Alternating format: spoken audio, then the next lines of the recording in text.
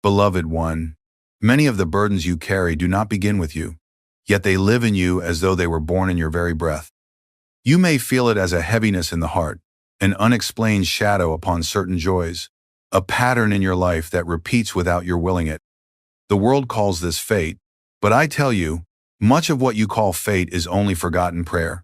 A prayer once spoken by some ancestor in a moment of despair or hope, left unanswered not because God did not hear, but because it was never offered in the fullness of surrender. The echo of that unfinished prayer travels through the corridors of time, lodging itself in the hearts of sons and daughters, waiting for someone to give it voice again. Ancestral karma can appear like a great, immovable mountain, its base sunk into centuries of unexamined thoughts, unredeemed actions, and unresolved grief. But even the tallest mountain is not eternal. It is a shifting heap of stones and earth, bound together only by the laws of matter, and matter is subject to spirit. In the language of yoga, karma is energy, nothing more, nothing less, and all energy can be transmuted when it meets the higher frequency of divine vibration. The illusion is that this mountain is solid. The truth is that it is a mirage, a play of light and shadow in the mind of the soul. Think of a room that has been sealed in darkness for centuries. You may imagine the darkness has substance, that it has grown thick and unbreakable over the years. Yet bring a single candle into that room, and the centuries of darkness vanish in an instant. They do not resist, they do not fight, they simply yield to light, for they were never real in themselves. So it is with the karmic shadows you have inherited. They may feel ancient, but they cannot stand before the light of God once you invite it in. The candle you bring is not an object you hold in your hand. It is the living flame of your consciousness, kindled by the sacred word, the prayer that carries the vibration of truth. I want you to understand this before we go further. The fear that says, "This cannot be changed," is itself the most binding chain. It is the ego's attempt to keep you from testing the door that is already unlocked. Once you see fear for what it is, a shadow cast by a mind turned away from God, you will find that your hand can push that door open with ease. The promise I give you is not that you will labor for years before you feel relief, but that the moment you align your heart, mind, and will with the divine, the release begins. It begins now. The old room is already waiting for your candle. The mountain is already waiting for the word that will make it dissolve into light. And together, we will find that word. To walk deeper into this mystery, we must first understand what ancestral karma truly is. For without clarity, the mind either fears it too greatly or dismisses it too quickly. In the vision that God revealed to me, the soul carries its own karma, the harvest of its past actions, thoughts, and desires, yet it also moves within a web of shared vibrations. This web is the karmic atmosphere of the family line into which you were born, woven from the deeds and emotions of your forebears. Imagine a river flowing from generation to generation, carrying both pure waters and the silt of old misunderstandings, unresolved conflicts, and unfulfilled longings. When you were born, your life became part of that river, and its currents began to influence your course.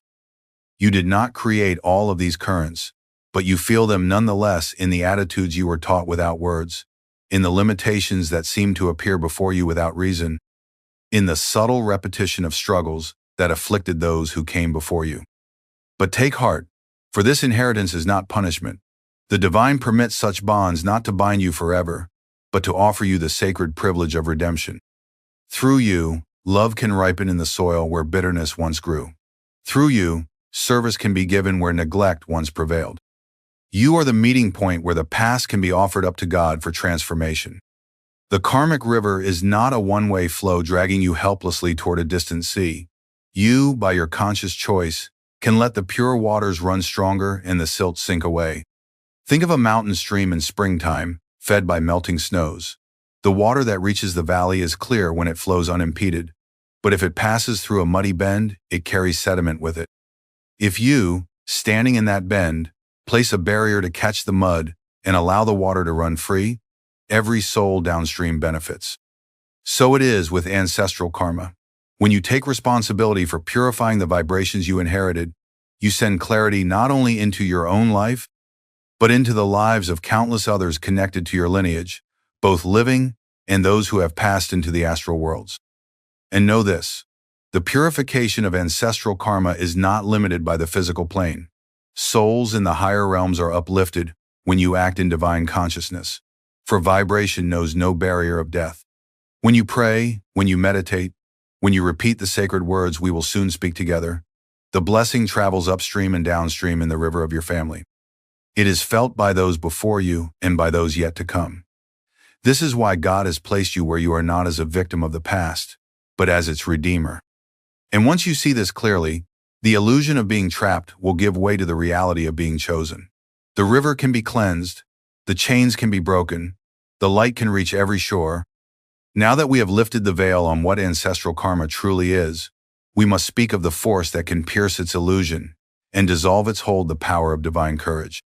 Courage, in the spiritual sense, is not the loud defiance of danger, nor the fleeting adrenaline of a single bold act.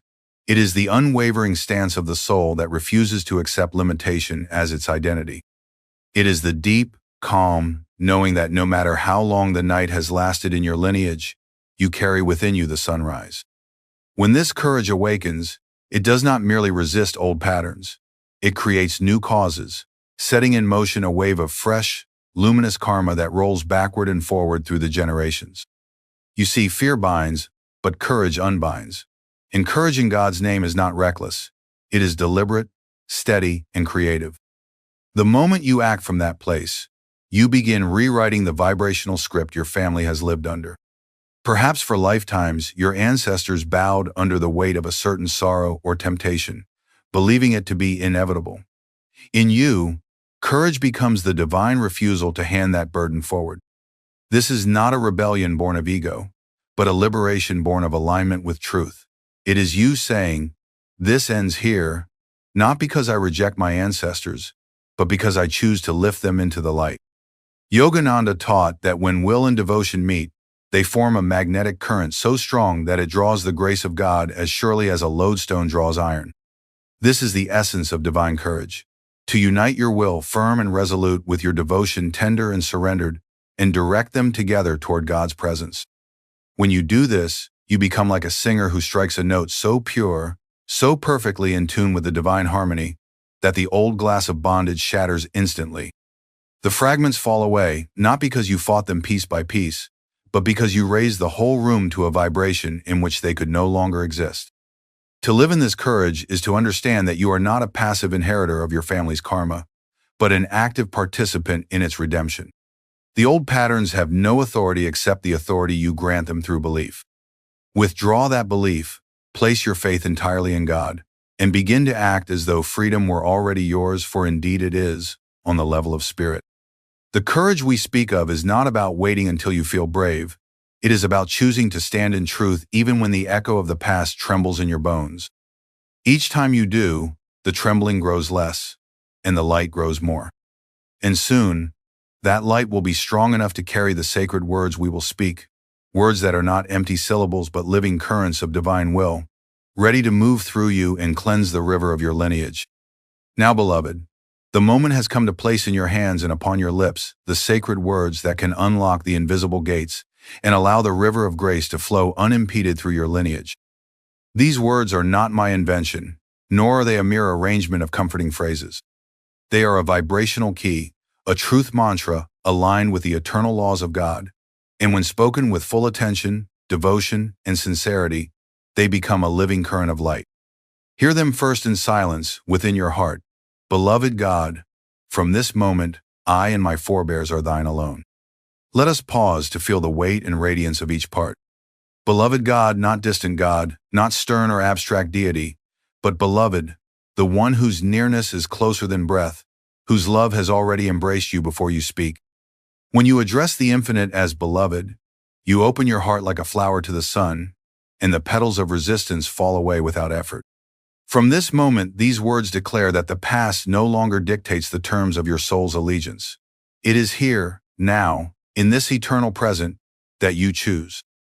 This is the courage of the awakened heart, to make a decision that severs the chains of yesterday and plants your feet firmly in God's presence. I and my forebears here is the inclusion that gives this prayer its unique power. You do not speak only for yourself. You stand as the living representative of your family line, stretching backward into generations unseen. As you utter these words, Imagine them rippling through the fabric of time, reaching the hearts of those who longed for release, but did not have the knowledge or strength to claim it. In this sacred moment, you are their voice. Are thine alone the final and complete offering? To belong wholly to God is to be beyond the reach of karmic compulsion, for what is fully His is governed by His law, which is love. To say alone here is not exclusion, but sanctification. All bonds are lifted into the one bond that liberates all others. When you speak this prayer aloud, do not rush.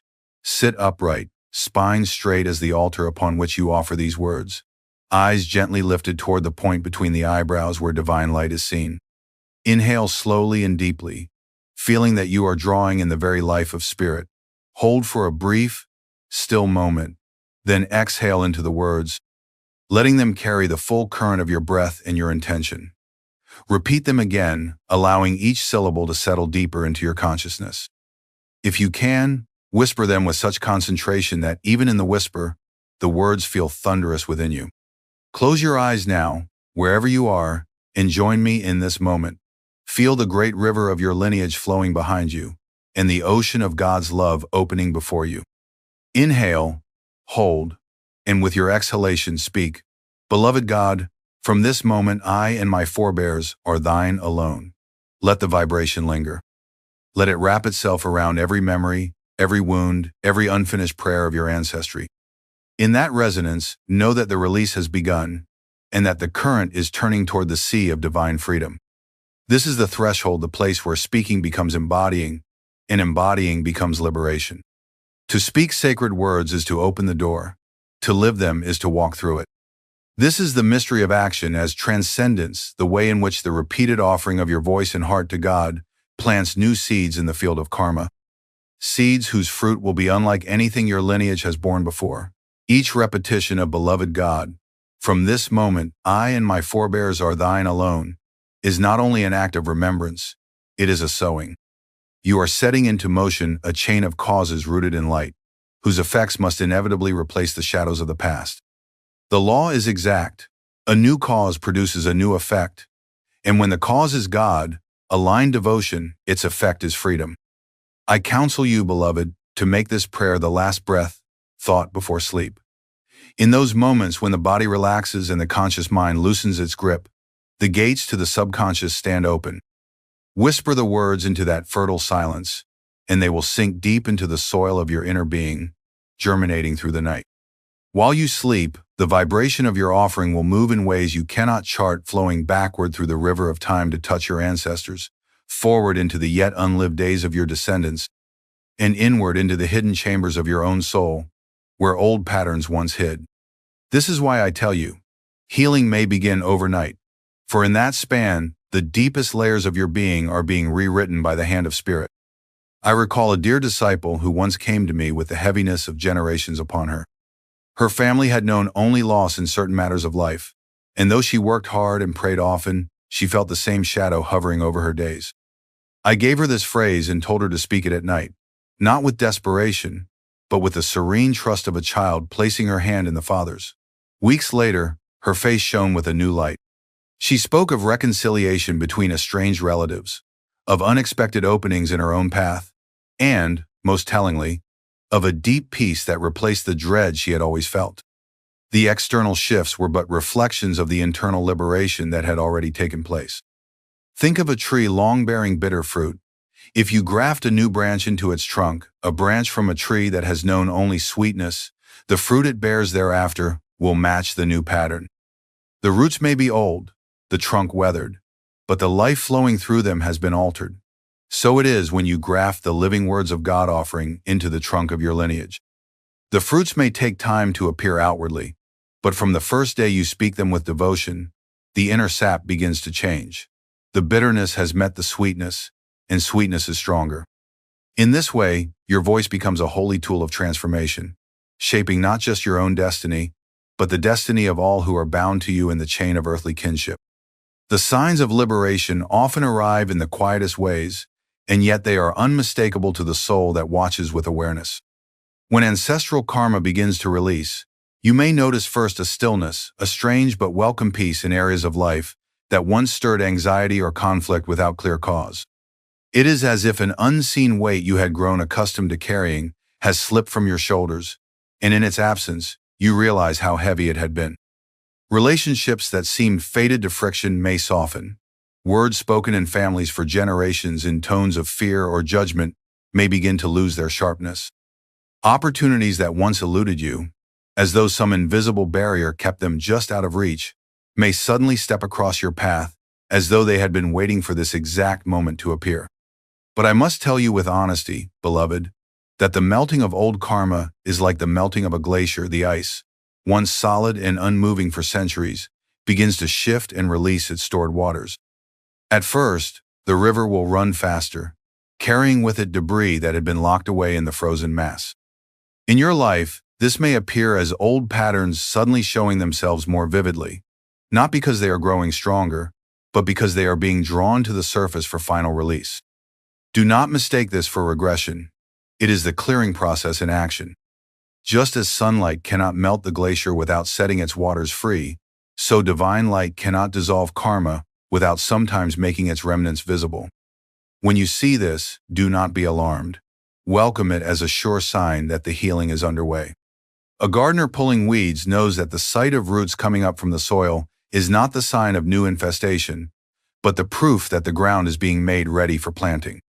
In the same way, when old thoughts or emotions rise after you have begun this sacred practice, meet them with the prayer, "Beloved God, from this moment, I and my forebears are thine alone." Let those words be the sunlight into which each root is lifted, so that no shadow of it can remain. And watch too, for the subtler shifts the dreams in which long-departed relatives smile at you with peace in their eyes, the unexplainable lightness in your spirit upon waking, the moments in prayer when you feel not only your own soul reaching toward God, but a multitude of souls rising with you. These are not imaginings.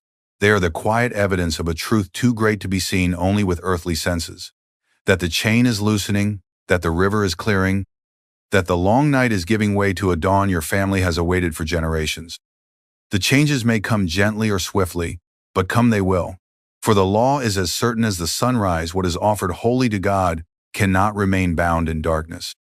To anchor this liberation so it does not slip away like a dream upon waking, we must install within you a spiritual confidence, not the fragile bravado of the ego, but the deep, enduring certainty that you and your lineage stand now in the light of God.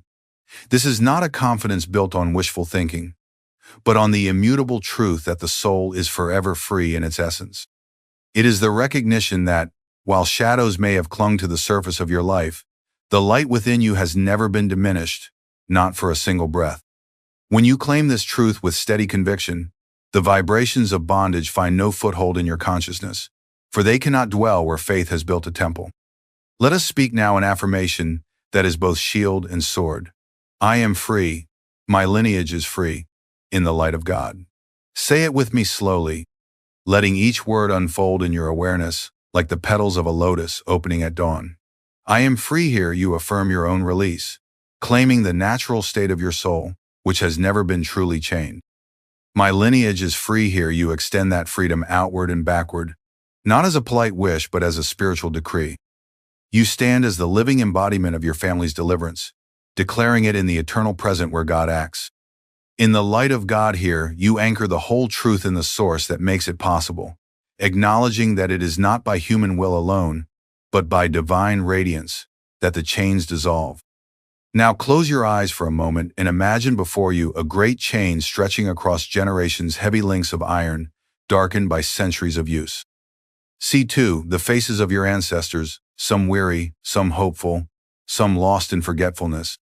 As you repeat the affirmation again, envision a wave of golden light surging from your heart, touching each link and causing it to dissolve into luminous dust. The light moves outward in both directions, backward to your forebears and forward to those yet unborn, until the chain itself is no more, replaced by a garland of radiant flowers linking soul to soul in love. Each time you speak this affirmation, you reinforce the new pattern that divine grace has begun in you. You become less a seeker of freedom and more a guardian of it, holding the vibration steady so it permeates every layer of your being and every corner of your lineage. In this way, your confidence becomes a living fortress, not only for yourself, but for all connected to you in spirit and blood. And from this place of assured freedom, you are ready to step into the daily practices that will keep the current of liberation flowing strong and clear. The work of liberation, beloved, must be nourished each day, for even the most radiant light grows dim when the lamp is left untended. Daily inner bravery practices are the steady hands that keep the flame alive, ensuring that the freedom you have claimed does not fade into memory, but deepens into an unshakable reality. Begin each morning as if it were the first morning of creation. Rise before the world's noise awakens. Face the east where the new light breaks upon the horizon, and stand or sit in stillness. Let your spine be straight, the altar upon which you offer yourself anew to God. Inhale deeply, feeling the fresh breath of dawn fill you with divine possibility, and with your exhalation, speak slowly and with reverence. Beloved God, from this moment, I and my forebears are thine alone. As you speak, imagine that the first rays of the sun are carrying your words into the unseen realms, weaving them into the fabric of your day before it has even begun. This morning practice sets the current of your consciousness. It is like setting the sails of your vessel before embarking upon the voyage of the day. No matter what winds arise, your course remains Godward. In the middle of the day, when the pull of worldly duties and distractions is strongest, pause, even if for a single breath, to return to the phrase. You may be at your desk, in a crowded street, or standing in line. Outwardly, nothing need change, but inwardly, you lift your gaze to the spiritual eye and silently repeat, Beloved God, from this moment, I and my forebears are thine alone. This mental repetition in moments of tension is like drawing a drink from an eternal spring. It refreshes your resolve and reminds you that every action you take is part of a sacred offering. When evening comes and you look back upon the day, offer gratitude for both the visible and invisible healings that have occurred. Sit quietly, perhaps in dim light, and reflect. Where did you feel the current of freedom flowing more strongly? Where did old shadows try to reassert themselves?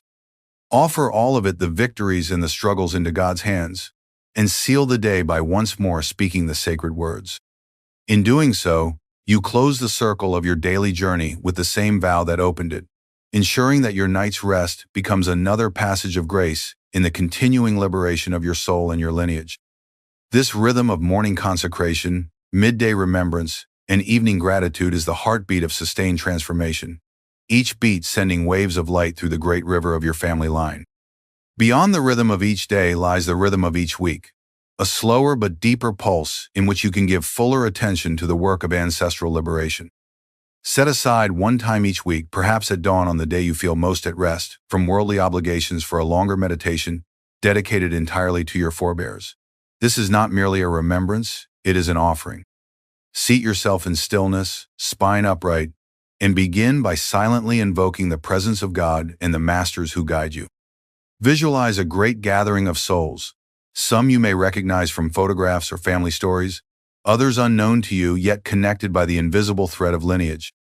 With each breath, let the light of divine love flow from your heart to them until the entire assembly is bathed in the golden radiance of spirit. Then speak the sacred phrase slowly, 3 times, letting each repetition carry a wave of release, as though you were opening the gates of a walled city to let the light flood in. On another day of the week, or even the same if your heart so calls, perform some act of service in the name of your ancestors. Feed the hungry, comfort the lonely, or assist someone in need, but do so consciously as an offering for their upliftment. In the subtle world, such acts shine like lamps, their light reaching those whose earthly deeds you now help to balance. When you give in their name, you weave new patterns into the tapestry of your shared karma, patterns of kindness, mercy, and grace that will endure beyond the present generation. Keep also a lineage liberation journal, a sacred book in which you record your prayers, dreams, intuitions, and any changes you witness in your life or family after engaging in this practice. It may be that a relative reconciles with another after years of silence, or a long-standing difficulty in your own life begins to ease. Write it down. Over time, you will see the threads of transformation woven together into a visible fabric of grace. This journal is not for idle reflection, but for building your faith, for it becomes the written testimony of God's work through your devotion. Through these weekly practices, meditation, service, and sacred record-keeping, you anchor the work of liberation in both the inner and outer worlds. You become the living bridge between heaven and earth for your family line, carrying blessings in both directions. And as this bridge grows stronger, the river of your lineage flows ever more freely, carrying with it not the debris of the past, but the fresh, life-giving waters of divine love. Let me now share with you the living proof that this work is not theoretical, but profoundly real, for truth becomes unshakable when it is experienced. I once knew a seeker who carried the weight of generations in his very posture, shoulders bent forward as if bearing an invisible load, eyes often cast downward in a quiet sadness he could not explain. He spoke of recurring misfortunes in his family, a strange echo of the same struggles in health, relationships, and livelihood, passed like an heirloom none wished to receive. When I gave him the sacred phrase, "Beloved God, from this moment, I and my forebears are thine alone," I told him not to approach it as a demand for immediate outer change, but as a key to unlock a door that had long been rusted shut. I instructed him to repeat it each night, with the quiet certainty of a man lighting a lamp, knowing that darkness cannot resist its glow. Weeks later, he returned to me transformed. The heaviness had left his face. His eyes held a clarity that spoke of burdens lifted from deep within. He told me that in the second week of the practice, he dreamt of walking along a riverbank where figures stood on the far shore, some known to him, some strangers, and they smiled and waved as if thanking him. In the days that followed, without his prompting, estranged relatives began reaching out to one another, mending rifts that had seemed immovable for decades. His own path in work and health opened in ways that seemed almost orchestrated by unseen hands. I recall, too, the parable of a man digging in dry soil. Each day he toiled under the sun, striking the hard earth with his spade. Villagers mocked him, saying, "There is no water here, your labor is in vain." But he kept digging, knowing that beneath the surface lay a hidden spring. One morning the earth gave way, and a rush of clear water burst forth, quenching the thirst of the entire village. Such is the work of speaking these sacred words. For a time, it may feel as though nothing moves, yet every repetition breaks another layer of hardened soil until, suddenly, the living water flows not only to you, but to all who are connected to you in the great chain of life. The reason the phrase works is not because of superstition or mechanical recitation. It works because it aligns your will with divine law. In offering yourself and your lineage wholly to God, you step out of the limited cycle of personal and familial cause and effect, and into the boundless current of grace. Once you are in that current, the river does the work. Your task is simply to remain within it, trusting its course even when the waters run swift or stir up old sediment. This is the testimony of those who have walked this path, and it is the promise awaiting you if you will but take up the words and speak them with a heart unafraid to be free. Now, beloved, let us seal all that has been said with the vow that will stand as your spiritual signature before God, a conscious, deliberate offering that binds you not to the past, but to the freedom that is your birthright. Sit with me now, wherever you are, in a posture of reverence, the spine upright, the heart open, the gaze gently lifted toward the inner light at the point between the eyebrows. Let your breath settle into a slow and even rhythm, and let the mind grow still, for these words are not to be spoken in haste, but with the gravity and tenderness of a soul making an eternal choice. We will speak the sacred phrase 3 times together, each repetition deepening its roots in your consciousness and carrying it further along the invisible threads that connect you to every soul in your lineage. The first time, speak it as a declaration, the clear statement of a truth you are now claiming. Beloved God, from this moment, I and my forebears are thine alone. Feel its sound and meaning resonate in your chest, as though striking a bell that rings through the corridors of time. The second time, speak it as an offering your heart in your hands, extending not only your life, but the lives of all who have come before you into God's keeping. Beloved God, from this moment, I and my forebears are thine alone. Sense the weight lifting from your shoulders as you release what was never truly yours to carry. The third time, speak it as a seal, a final, unbreakable bond between you, your lineage, and the infinite. Beloved God, from this moment, I and my forebears are thine alone.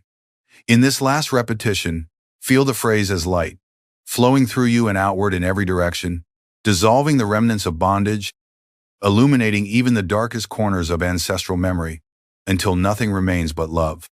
And now, receive my blessing, as my own guru once blessed me. May the chain of your past become the garland of your soul. Let every link that once bound you be transformed into a circle of light and beauty, worn not as a weight, but as a crown of remembrance, proof that even the heaviest inheritance can be transfigured into joy when offered to God. Hold this vow close, not only in your words but in your every action, and you will find that the night of karma yields swiftly to the dawn of grace. And now, as our time together draws to its quiet close, I offer you a benediction that is not an ending but a continuation, a thread of light you may carry into the days, months, and years ahead. May the one who called you into this life, the one who wove your soul into the tapestry of a family and a lineage, now guide you through every season of your journey with the same wisdom and precision that brought you here. May the river of your ancestry, once clouded with the sediment of sorrow and limitation, run clear from this moment forward, its waters sparkling with the joy of freedom. May those who came before you feel this release in the subtle realms, turning their faces toward the divine with gratitude, and may those who come after you inherit not the shadows of the past, but the light you have tended so faithfully. As you walk from this moment, remember that you are the living altar of your family line. Every thought you hold, every act of kindness you perform, every breath you take in conscious remembrance of God is an offering placed upon that altar. Do not underestimate the power of your awareness. It is the lamp that keeps the temple lit. In times of doubt, return to the sacred phrase we have spoken together. Let it be your compass in confusion, your anchor in storms, your song in moments of stillness.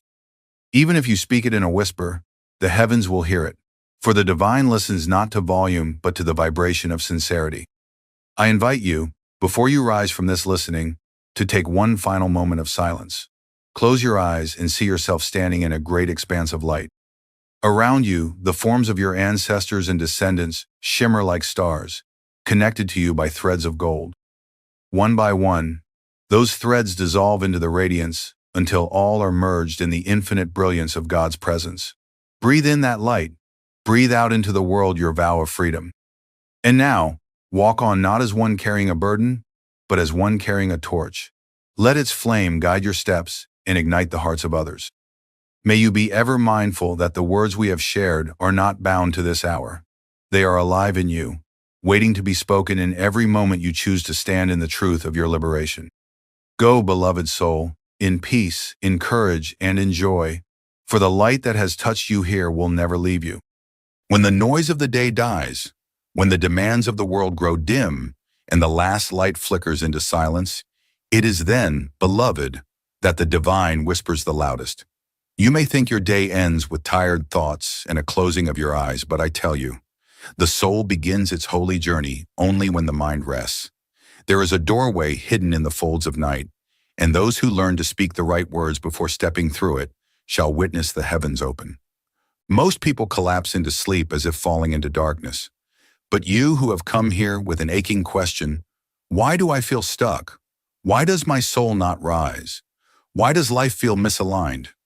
You are ready for a different ritual, not a sleep of forgetfulness, but a descent into remembrance. Because your destiny is not only shaped by your actions during the waking hours. No, it is shaped even more profoundly by the thoughts and words you carry into the temple of sleep. You are not a body that sleeps, you are a soul that travels. Each night, whether you remember or not, you leave the limitations of this flesh behind and float through subtle realms, astral dimensions of light, vibration, memory, and karmic residue. Where you go depends not on what you wish, but on what you carry. And what you carry is most often condensed in those final words you whisper before drifting into unconsciousness. So I ask you, what do you say before you sleep? Do you repeat your regrets? Do you replay the wounds of the day? Do you fill your mind with digital noise, with stories not yours, with worries and unfinished business? If so, understand, you are not resting. You are rehearsing a future you do not want. There is another way. The saints have long known this. The rishis of old would not sleep until they had spoken with God, until they had knelt in the sanctuary of stillness and whispered a prayer, not for things, but for presence, not for dreams, but for vision. And now I offer to you what they guarded with sacred breath, the three words that shift the soul's vibration, words not invented, but remembered from a place beyond time. But before you can receive them, you must understand the altar upon which they must be spoken. The night is not empty. The darkness is not absence. It is a womb. Just as a seed germinates underground, so too does spiritual transformation begin in what the world calls sleep. But it is not sleep. It is inner surrender. It is the crossing of a threshold. And the soul, like a child approaching the temple, must know how to bow before the silence. Let the world call it bedtime. You shall call it your hour of return. For what you speak just before slumber is what the universe echoes through the unseen. Your final sentence is your soul's signature upon the parchment of destiny. You are either writing karma or dissolving it. You are either imprinting fear or awakening light. So tonight, I ask you not to waste the hour. Lay down the day gently. Release its victories and its bruises. Turn off the voices that distract. Sit with yourself. Light a single candle within your chest. Breathe deeply, not as a body finding rest, but as a soul remembering its station. And when the silence has gathered, like clouds heavy with grace, then you may speak the first word, slowly, reverently, as one who knows that God is listening, not far away, not in judgment, but here, near, waiting. 7 nights, 3 words, a shift that cannot be reversed. You are not here to be improved. You are here to be revealed. Let us now begin. Beloved, nothing in creation moves without rhythm. The stars revolve in cycles. The breath flows in waves. The heartbeat pulses in patterns. Even the soul, in its long journey through many incarnations, follows a sacred current, one shaped not by chance but by repetition. So it is with your destiny. What you do once may echo faintly. What you do 7 times with surrender reshapes the very mold of your karma. And what is repetition truly? It is not a mechanical act. It is a declaration of belief. Every night you speak a word with reverence, you are not simply chanting into darkness. You are stamping divine vibration into the subtle body. You are etching a new identity into your astral sheath. You are inviting the infinite to walk the same path again and again until it becomes familiar, until it becomes home. The world has taught you to chase the dramatic, the instant, the sudden shift. But I speak to you now as one who knows the slow lightning of spirit, the kind that doesn't explode, but reconstructs, not outside, but within. When you speak a sacred phrase with devotion before sleep, you set in motion more than thought. You activate energy. Each word carries bhava, soul feeling. Each repetition reinforces a groove, not only in the brain, but in the soul's aura, and the soul begins to vibrate in a new key. Why 7 nights? Because 7 is the number of completion. In every tradition, it marks the full cycle. The 7 chakras, the 7 days of creation, the 7 musical notes that compose all symphonies. To commit to 7 nights is to say to the universe, I am ready to be made whole again. Not in fantasy, but in truth. But beware, dear one, repetition without presence is noise. To mumble sacred words in distraction is to throw flowers into a storm. But to speak each syllable with heart, with breath, with sincerity, that is to place jewels at the feet of the beloved. The 3 words I shall soon give you are simple, but do not confuse simplicity with smallness. These words have moved saints into samadhi. They have opened gateways in the astral world. They have cleared karmas older than memory. They are not magic. They are alignment. Alignment with what? With the highest truth of your being, that God is not far, that your destiny is not trapped, that your soul is not lost, that even now as you listen, something inside you is beginning to rise. A memory, a knowing, a vibration once buried but never broken. Tonight and for 7 nights, you will not repeat these words as a task, but as a tuning. Like a musician striking the sacred pitch, you will attune your soul to the frequency of the divine. The first night may feel quiet. The second may stir emotions. The third may bring dreams. Do not judge the process. Trust the law. For the law is this: What is spoken with love before surrender is engraved upon the soul. So let your words be few, but full of presence. Let them carry your longing, not your logic. Let them rise like incense, not noise. And let them echo in the inner chambers long after sleep takes the body. Say this with me now. My soul is listening. My destiny is shifting. I trust the silence that follows the sacred word. Repetition is not for God, it is for you. God heard you the first time, but when you speak again and again, it is your soul that begins to listen. Are you ready to receive the mantra? Then breathe gently, sit in stillness, and let us proceed. Before the soul may enter the sanctuary of shift, it must pass through a gate. Not a gate made of stone, but one formed by the very thing that has stood in the way since birth, the ego. And this gate, beloved, appears most powerfully at night, just before sleep. It wears many disguises. It will come to you as distraction. It will come as mental chatter, as restlessness, as that quiet voice that says, "This won't work. This is silly. Nothing will change." This is Maya's final whisper, its attempt to keep you bound to the familiar. But I tell you, the soul has authority over the ego once it remembers who it is. Before you speak these sacred words, you must train the inner faculties to obey. Not through control, but through surrender. You must empty the vessel before it can be filled. Do not bring your pride, your analysis, your fatigue. Bring only your breath, your longing, and your willingness to release what no longer serves. Let us begin with the breath. Sit or lie in stillness. Close the eyes gently, not as a shield, but as a gate turning inward. Now inhale slowly, not from the lungs alone, but from the base of the spine. Feel the energy rise like a golden current. Exhale fully as though emptying the mind of all debris. Again, inhale light. Exhale the day. Now place your hand over your heart. Feel its rhythm. This is not your doing. It is God's drum within you. Say silently, "I release the day. I surrender the mask. I am ready to meet the infinite." If emotions arise, let them. They are the body's final offerings before it steps aside for the soul. If tears come, do not hold them back. They are not weakness. They are truth melting the walls of false identity. If thoughts come, do not fight them. Watch them pass like clouds. Let stillness be the sky that holds them all. Now, with each breath, repeat softly inside, "Reveal thyself, beloved." Not yet as a mantra, but as a preparation. Feel how the words taste in your being. You are not performing. You are presenting yourself raw, surrendered, and available. Let me tell you this, beloved. The most powerful prayers are not born of eloquence, but of obedience. Not to another, but to the soul's own longing. Your ego will try to make the moment small, to convince you that nothing eternal can come from such a brief whisper. But the soul knows better. It knows that the entire universe was spoken into being with fewer words.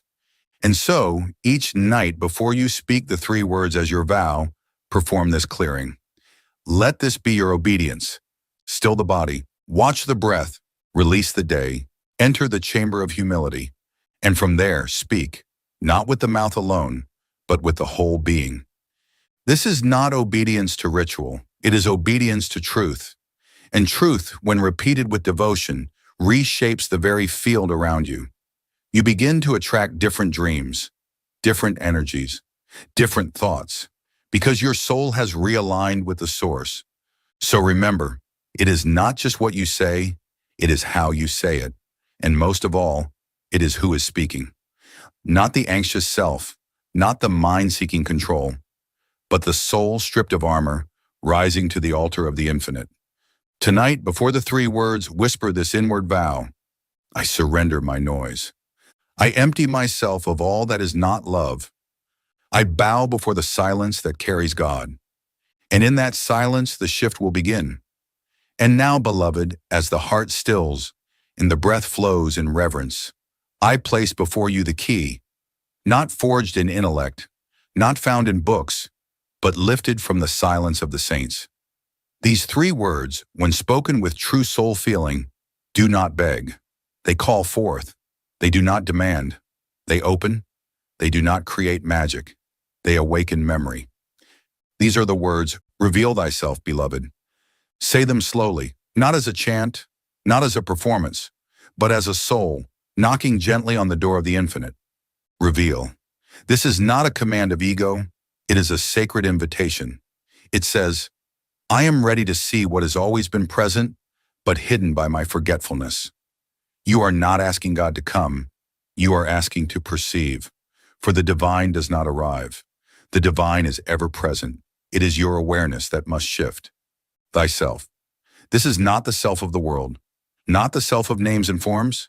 This is the great self, the cosmic one, the infinite spirit who dwells as much in your breath as in the stars.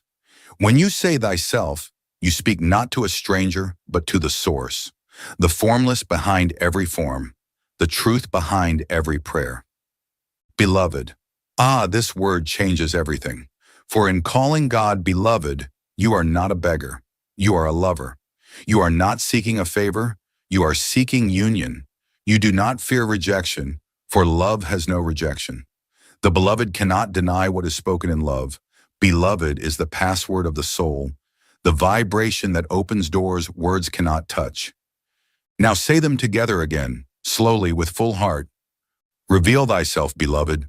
Not once, not quickly, but again and again, with pause and breath, until the words melt into a single pulse of light within you. This mantra is not from the surface. It is from the depth, and when spoken before sleep, it does not vanish into unconsciousness. No, it guides the soul. It becomes the compass of the subtle body. It draws the attention of the higher realms. It marks your aura as a seeker ready to receive. And what happens when you repeat it with devotion over 7 nights? Your vibration changes. You begin to see signs, not because you are seeking signs, but because your eyes are being opened. Your dreams begin to clear, not for entertainment, but for instruction. Your emotions soften. Your morning thoughts lift. And what once felt like silence begins to feel like presence. Do not try to feel something specific. Do not chase fireworks. The greatest shift is often the quietest, like the slow turn of a great ship toward its destined shore. Remember, these 3 words are not transactional. They are transformational. You are not saying them to get something. You are saying them to become someone. To become the one who remembers the beloved not as concept, but as companion. 7 nights, 3 words, 1 soul returning to its source. So each night, after breath and surrender, place your hand upon your heart and say, Reveal thyself, beloved. Pause, feel, repeat. You are not speaking into void. You are calling forth the hidden image of God already shining within you. Would you like me to continue with part 5?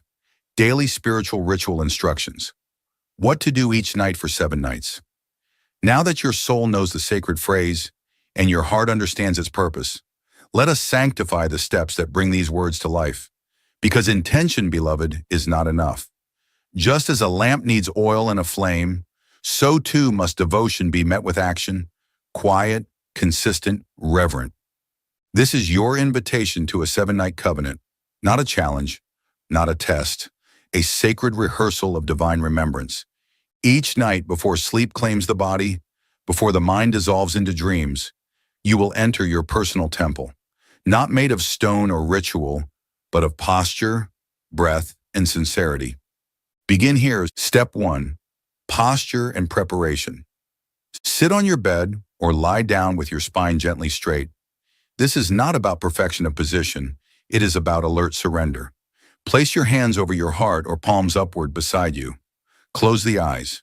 Turn the gaze inward and slightly upward to the Christ center, the seat of soul intuition between the eyebrows. Step 2, breath and release. Inhale deeply, slowly.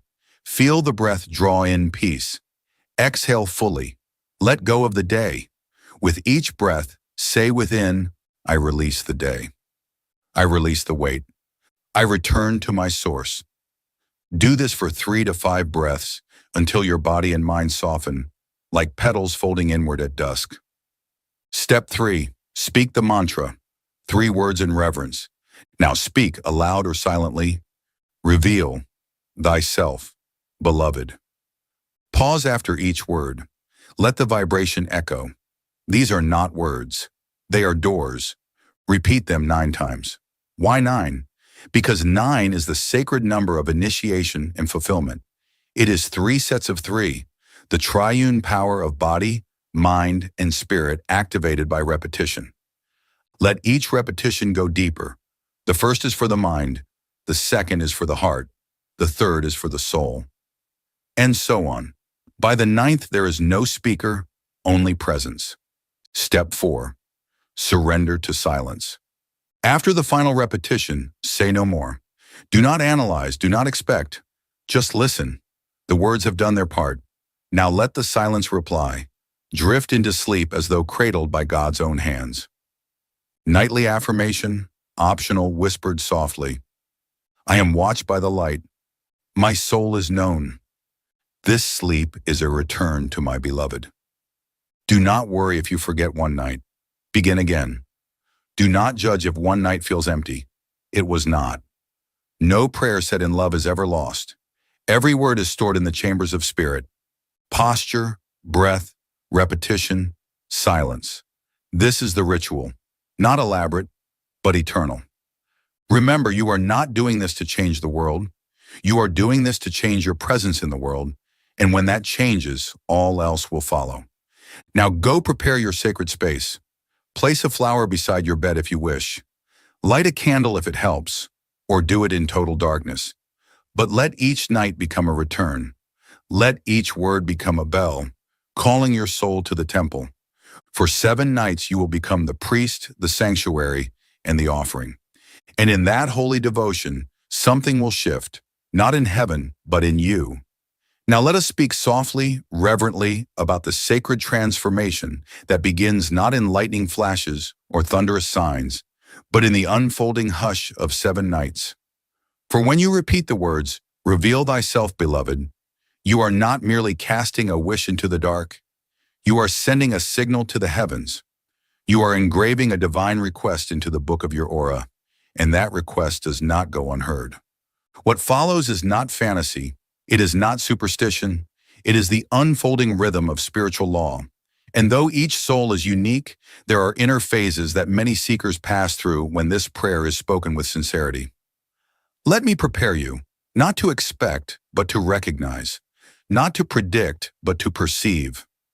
The first few nights often bring a strange stirring.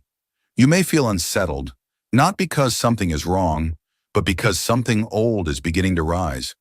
These early nights are the breaking of the crust, layers of thought, emotion, and karmic memory that have covered your deeper sensitivity. Some feel emotional. Tears may come without cause. Memories long buried may rise to the surface. This is not interference. It is purification. The light of your nightly mantra begins shining through the attic of the mind, and all that was dormant begins to move. Others report restless sleep, dreams more vivid, even strange. You may awaken at unusual hours. Do not be alarmed. These are moments of realignment.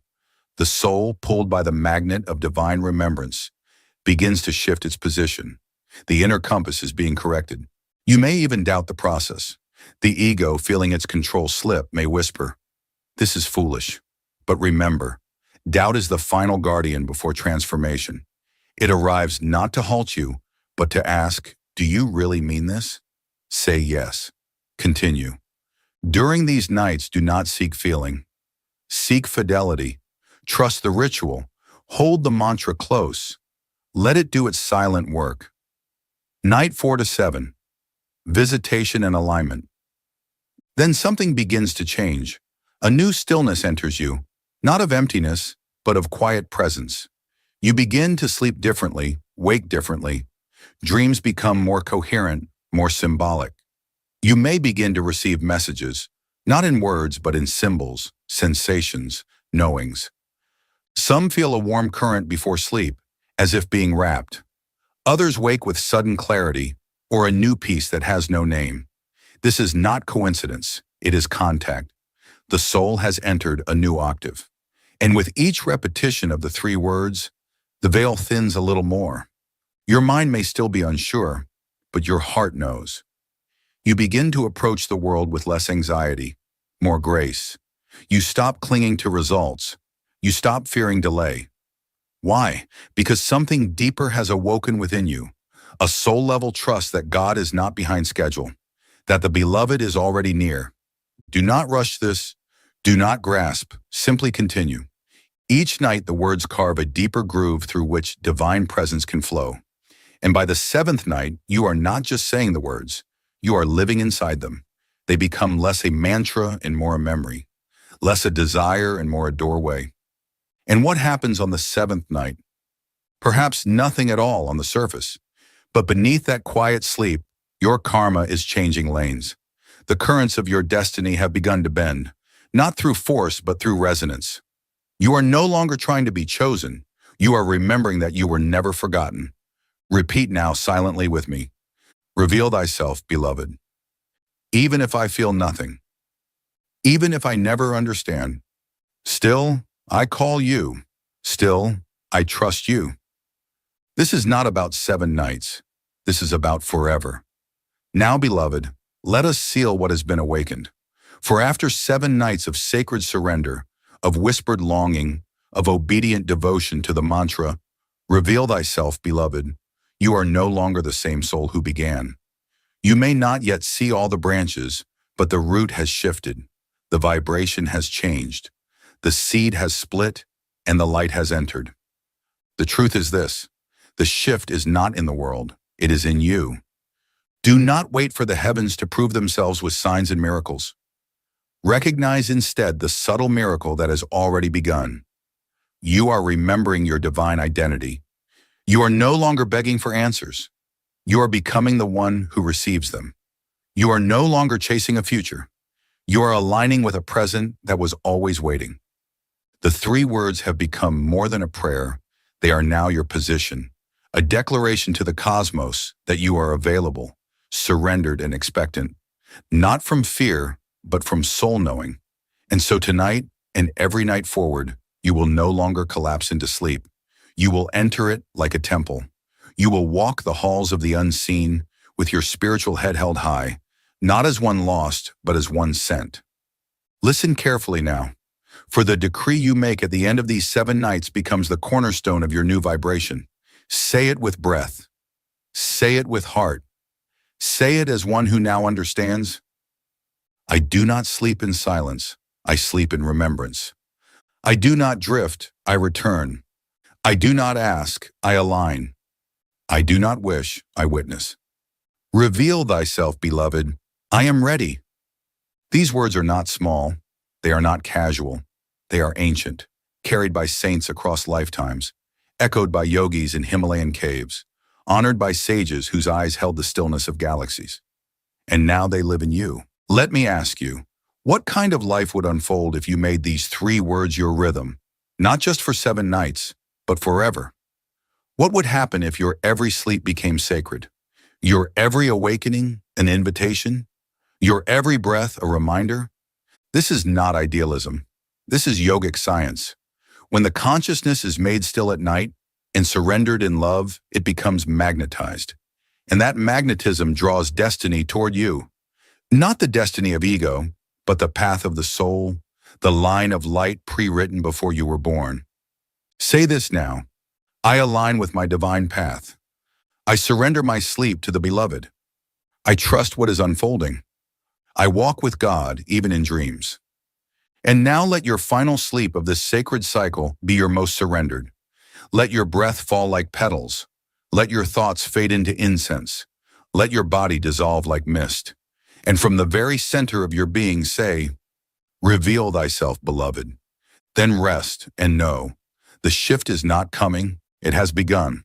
Before you take another sip of water, listen carefully.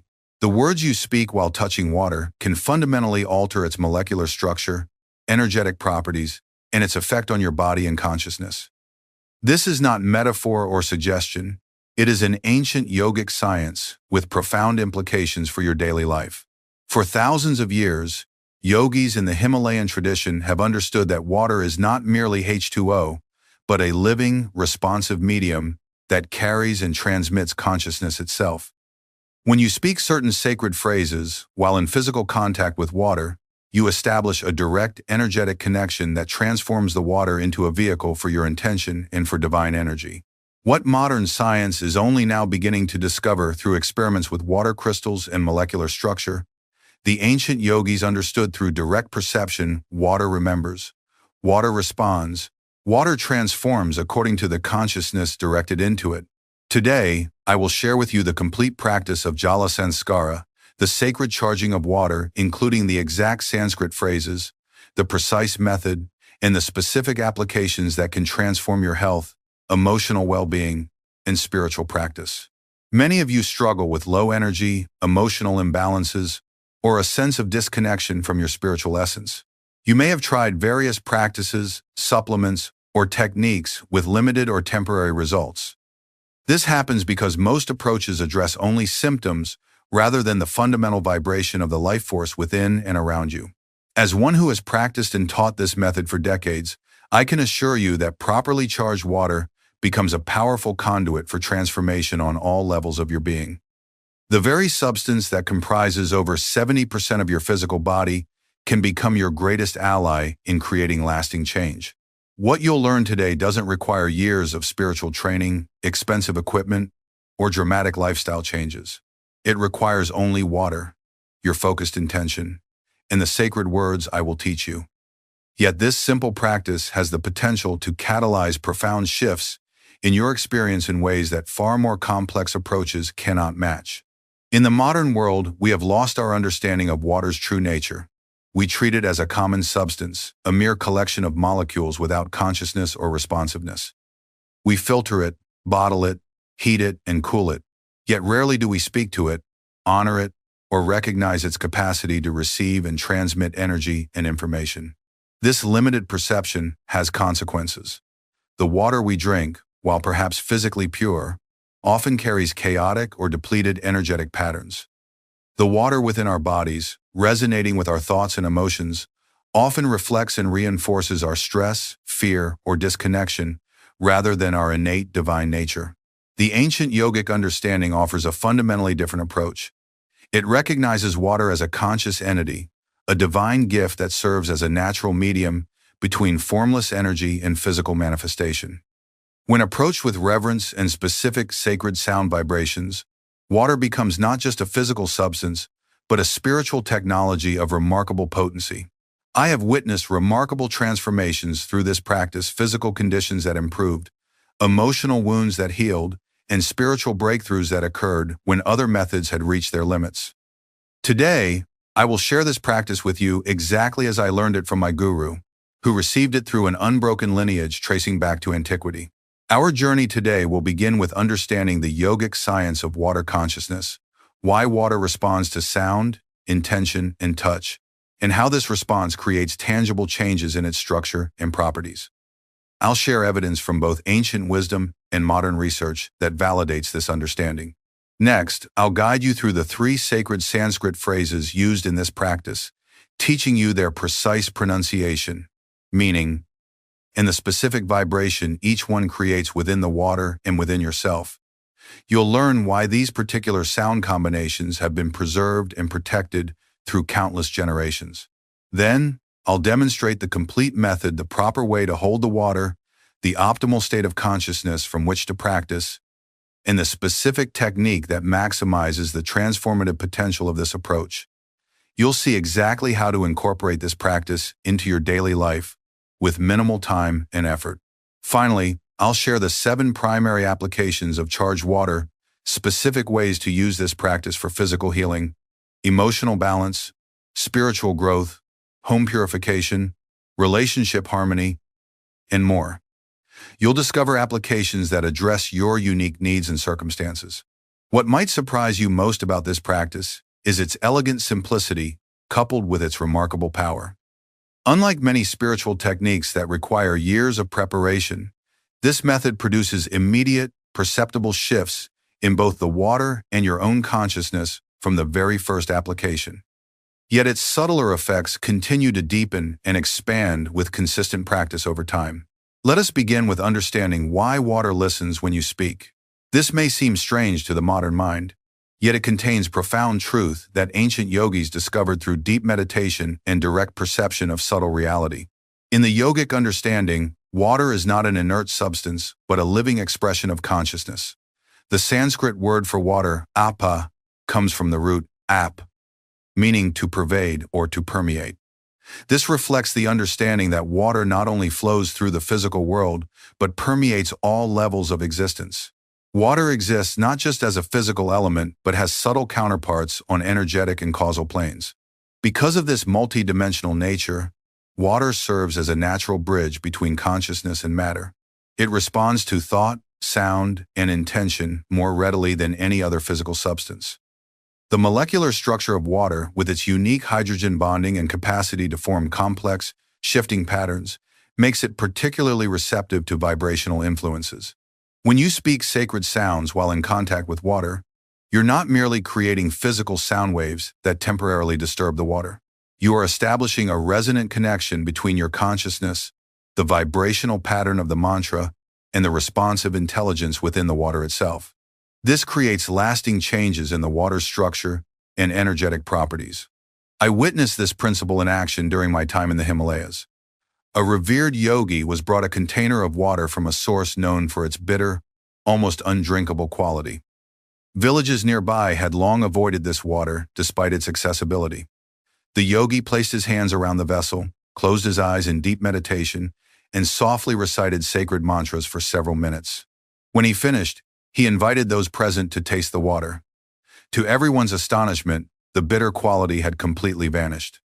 The water now tasted sweet and pure, as if from an entirely different source.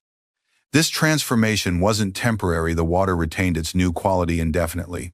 Modern science has begun to validate what the yogis have known. The groundbreaking research of Dr. Masaru Emoto demonstrated that water exposed to different words, music, or intentions forms distinctly different crystal patterns when frozen. Water exposed to positive words like love and gratitude forms beautiful, symmetrical crystals, while water exposed to negative phrases creates chaotic, fragmented patterns. Other researchers have documented changes in water's surface tension, electrical conductivity, and molecular clustering in response to specific sound frequencies and intentions. While Western science is still catching up to the full understanding of water consciousness, these studies provide compelling evidence that water is far more responsive than previously believed. Physical contact with water during this practice is essential for a specific reason.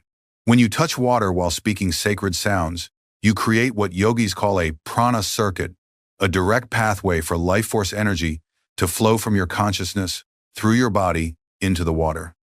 Your body serves as a transformer, receiving the subtle vibrations of the mantras and transmitting them in a form that water can fully absorb. Think of a river flowing from the mountains to the sea. The river doesn't just carry water, it carries energy, minerals, and information from its source.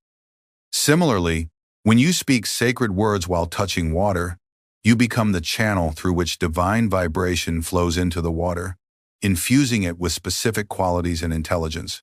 Now, let us explore the 3 sacred Sanskrit phrases that form the core of this practice.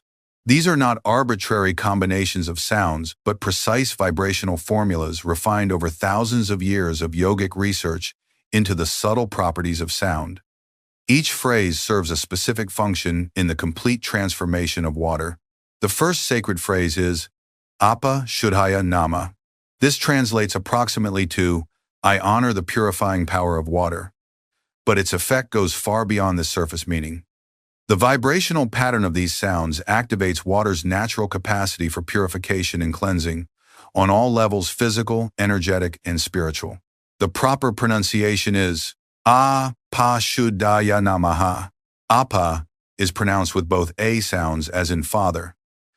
Shuddhaya has the shy as in shine, the U as in put, and the Da with a soft D, followed by aspirated H. The final Ya has the Y as in yes, and the A as in about. Nama has the first A as in father, and the second as in about, with the H softly aspirated. When you speak this mantra to water, you are not merely suggesting that it become pure, you are activating and amplifying its innate intelligence for purification. Water treated with this mantra has been traditionally used for cleansing physical impurities, removing energetic disturbances, and preparing sacred spaces. I remember my guru demonstrating the power of this mantra with a simple experiment. He took two identical plants and watered one with ordinary water and one with water charged with Apashuddhaya Nama for 7 days. The plant receiving the charged water grew noticeably more vibrant, with brighter leaves and stronger stems, despite all other conditions being identical. The purifying vibration enhanced the plant's natural growth processes by removing subtle blockages to its life force.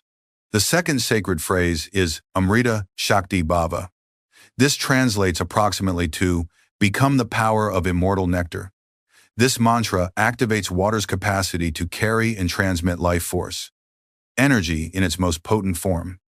The concept of Amrita in yogic tradition refers to the divine nectar of immortality, the purest expression of life, energy.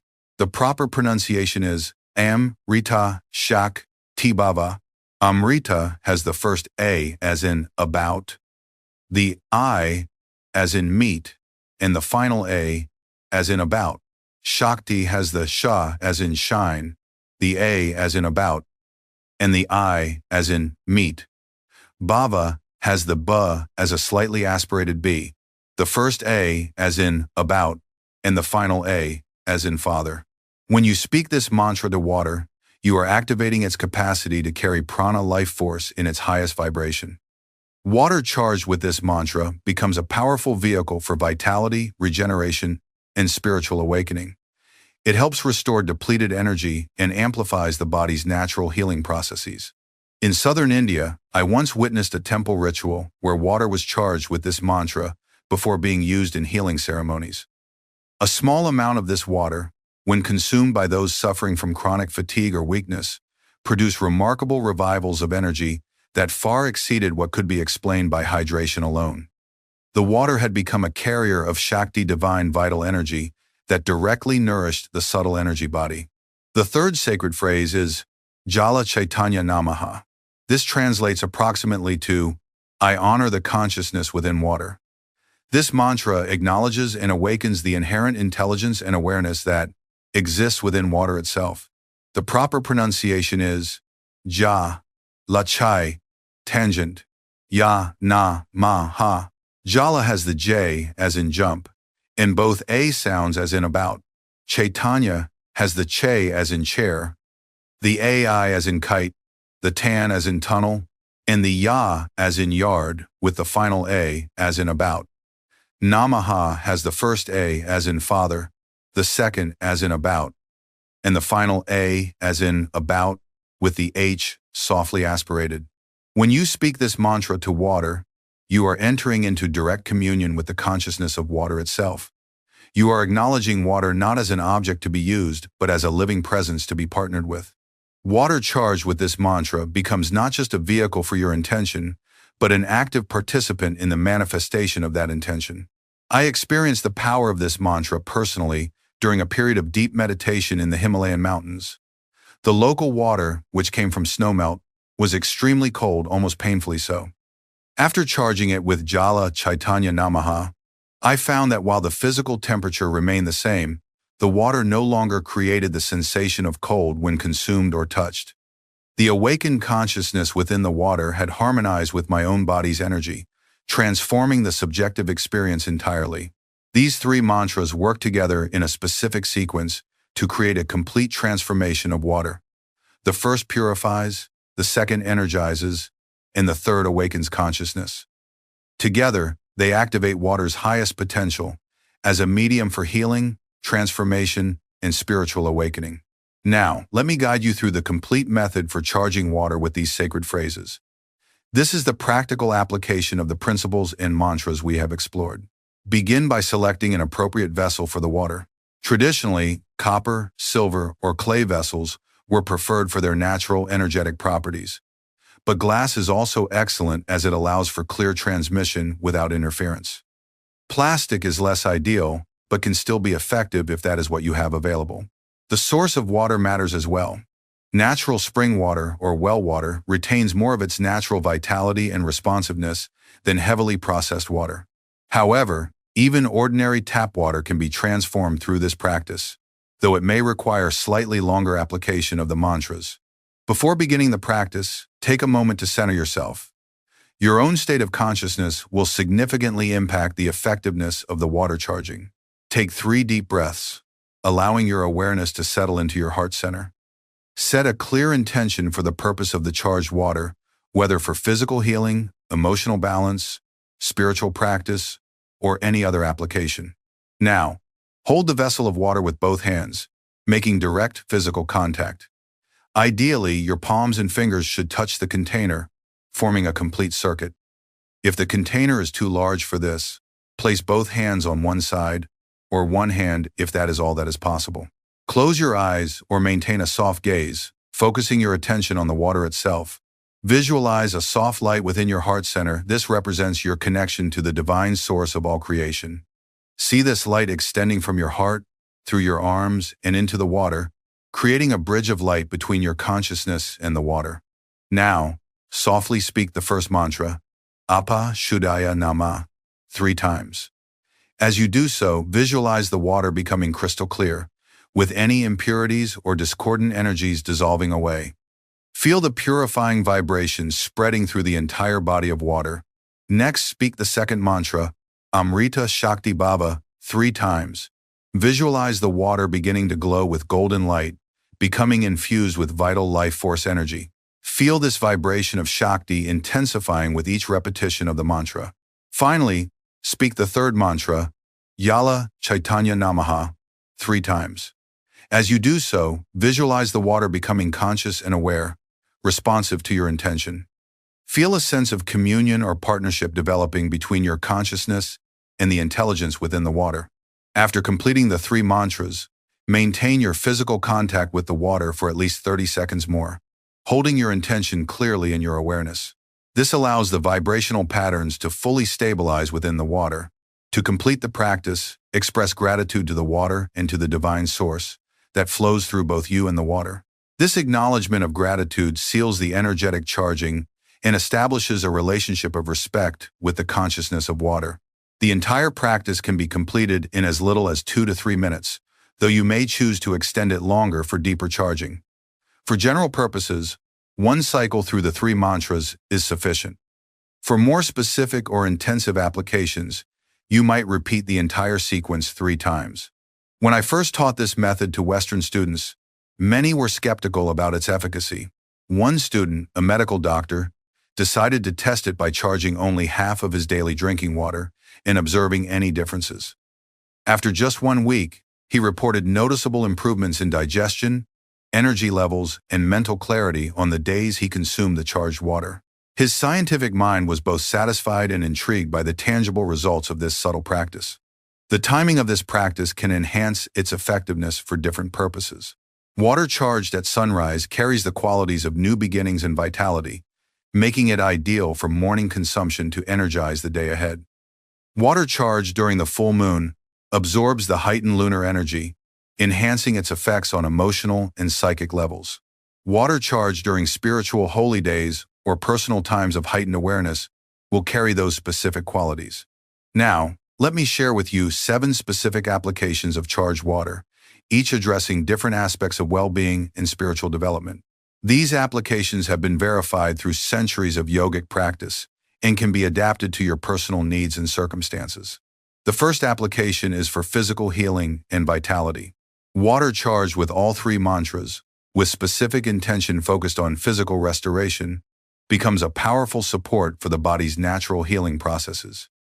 This water can be consumed throughout the day, used in cooking, or applied directly to areas of discomfort or imbalance. A student suffering from chronic digestive issues found remarkable relief after implementing this practice.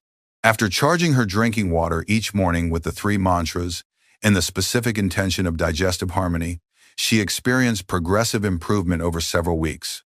Within 2 months, symptoms that had persisted for years, despite various medical treatments, had almost completely resolved. For maximum benefit with physical healing, consume the charged water on an empty stomach, sipping slowly and mindfully rather than drinking quickly. This allows the energized water to be absorbed more effectively by your system. For external application, you can soak a clean cloth in charged water and apply it to areas of discomfort or inflammation. The second application is for emotional balance and clearing. Water has a natural affinity with the emotional body, making it an ideal medium for emotional healing work. Water charged with the three mantras, with intention focused on emotional clarity or specific emotional needs, becomes a powerful tool for emotional processing and release. A particularly moving example came from a woman who had struggled with grief after losing her spouse. She began charging a glass of water each evening with the mantras and the intention of healing her grief. She would then sit quietly, sipping the water while allowing her feelings to arise naturally. She reported that this practice created a gentle container for her grief process, allowing emotions to surface and release without overwhelming her. Over time, she found herself able to honor her loss while returning to a state of emotional balance. For emotional applications, I recommend charging water in a blue glass container when possible, as the blue vibration enhances water's resonance with emotional energies. Drinking this water slowly while practicing conscious breathing creates a synergistic effect for emotional processing. The third application is for spiritual practice enhancement.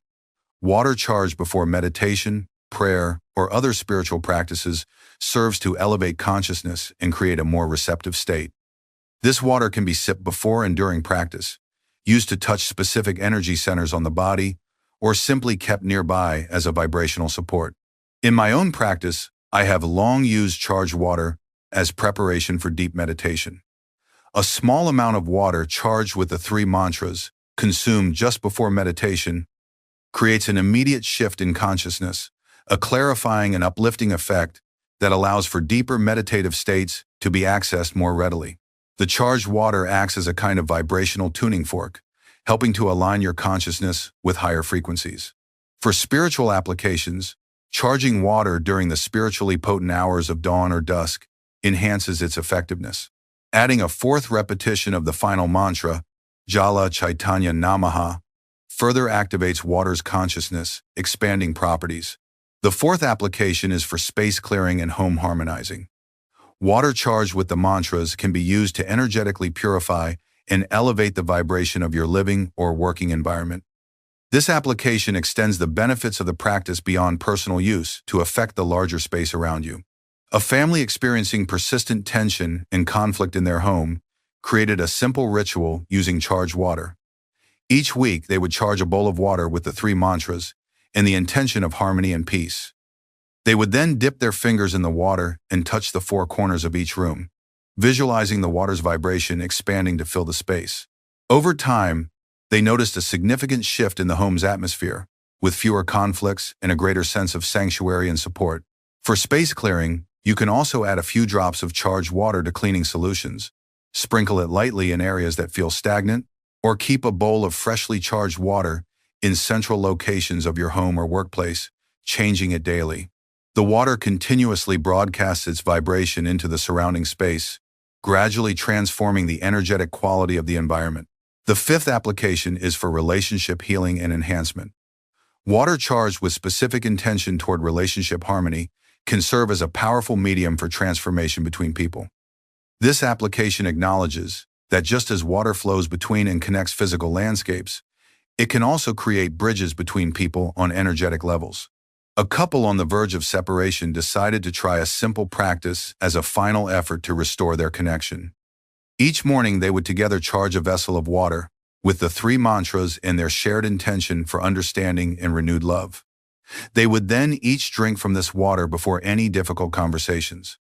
Both reported a noticeable shift in their ability to listen to each other and to speak from their hearts rather than from reactive patterns. This simple practice became the foundation for rebuilding their relationship, which ultimately deepened beyond its previous state. For relationship applications, ideally both people participate in charging the water, creating a shared energetic investment. If this isn't possible, one person can charge the water with the intention of highest good for all involved, without attempting to control specific outcomes. The sixth application is for creative enhancement and mental clarity. Water charged with intention toward creative flow or mental illumination supports cognitive function and creative expression. This application is particularly valuable in our information-dense world, where mental clarity is often challenged. A writer struggling with creative block established a practice of charging water before each writing session. He would place the charged water on his desk and sip it periodically as he worked. He found that this practice not only helped him overcome the initial resistance to beginning his work, but also supported sustained creative flow once engaged. Ideas that previously seemed just out of reach became more accessible, and the quality of his writing noticeably improved. For creative applications, try adding the specific intention of your creative purpose to the general charging process. For instance, if you're seeking to write music, you might include the intention for harmonious musical expression as you charge the water. Sipping this water during creative work serves as both a physical and energetic support for your creative process. The seventh application is for spiritual protection and energetic boundaries. Water charged with specific protective intention creates a shield against discordant energies and supports the maintenance of healthy energetic boundaries. This is particularly valuable for those who are energetically sensitive or who work in environments with challenging dynamics. A healing practitioner who often felt depleted after sessions with clients began using charged water as protection. Before each session, she would drink water charged with the 3 mantras and the specific intention of maintaining clear energetic boundaries. She would also keep a small bowl of charged water in her treatment room. This practice dramatically reduced her sense of energy depletion and allowed her to remain present with clients without absorbing their emotional or energetic states. For protective applications, you might add a pinch of natural sea salt to the water before charging it, as salt enhances water's boundary-defining properties. Visualizing the charged water creating a luminous shield or field around you further enhances its protective function. These 7 applications represent the most common and effective uses of the water charging practice, but the potential applications are virtually limitless. As you work with this method, you may discover unique ways to apply it to your specific needs and circumstances. The key is to approach the practice with sincerity, clear intention, and openness to the wisdom inherent in water itself. Let me share one final story that illustrates the profound potential of this practice. Years ago, a student came to me suffering from what doctors had diagnosed as an incurable degenerative condition. Medical treatments had failed to slow its progression, and he had been told to prepare for increasing disability. He began charging all his drinking water with the 3 mantras, with specific intention toward regeneration and vital health. He also bathed in charged water daily and applied it topically to affected areas. Within 3 months, his doctors were astonished to find that the progression of his condition had not only stopped but showed signs of reversal. While he did not experience a complete cure, he regained capabilities that had been lost and maintained a level of function that defied medical expectations. What impressed me most was not just the physical improvement but the spiritual transformation that accompanied it. Through his daily communion with water consciousness, he developed a profound trust in the divine intelligence operating in all things, including his own body.